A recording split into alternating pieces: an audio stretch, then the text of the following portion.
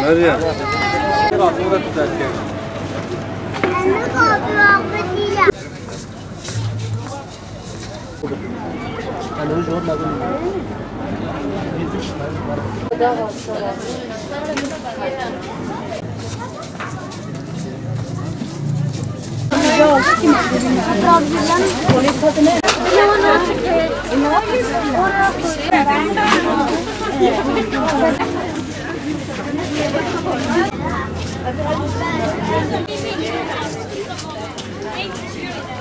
Cizre'de yaşıyorum.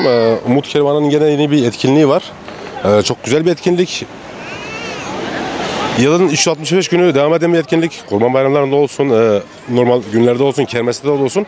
Yetimlerin unutulmaması adına, sahipsiz bırakılmaması adına hakikaten bölgenin en aktif kurumlarından biri olan Umut Kervanı'na ben kendi şahsım adıma teşekkür ediyorum. Yetim ve muhtaçların ihtiyaçlarının giderilmesi, böyle etkinliklerin, kermeslerin devam etmesi bizi gururlandırıyor ve onur ediyor.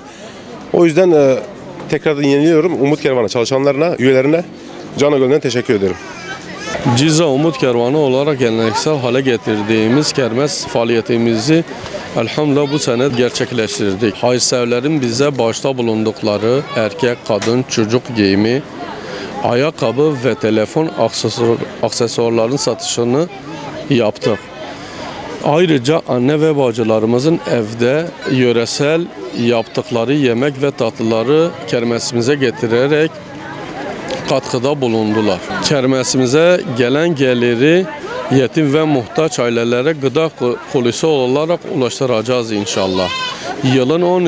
Yılın 12 ayında yardımlarımız muhtaç ve yetim ailelere ulaştırmaya devam edeceğiz inşallah. Kermesimize bağışta bulunan hayırseverlerden Allah razı olsun. Hepsine teşekkür ediyoruz.